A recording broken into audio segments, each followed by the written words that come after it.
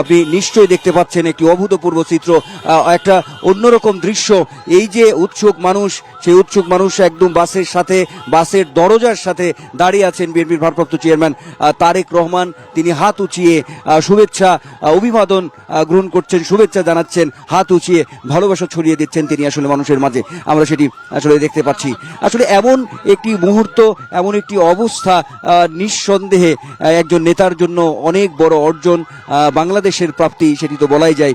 আমরা সবসময় দেখেছি তিনি তার বক্তব্য, সভা, সেমিনারে তিনি যে কথাটি সবসময় বলেছেন, সবার আগে বাংলাদেশ, অর্থাৎ বাংলাদেশের প্রতি তার যে ভালোবাসা, অর্থাৎ একজন রাজনীতিবিদ, একজন নেতার যে দেশপ্রেম, নিঃসন্দেহে সেটি আমরা তারেক রহমান তার যে এই যে ফেরা, তার যে প্রত্যাবর্তন এবং মানুষের সঙ্গে তার যে আসলে যোগাযোগ, মানুষের সঙ্গে তার যে মনস্তত্ব, সেটি নিঃসন্দেহে আসলে প্রমাণ করে। আমরা সেটি আসলে দেখছি। এনজয় শীতের দিন, healthy happy skin, just Vaseline.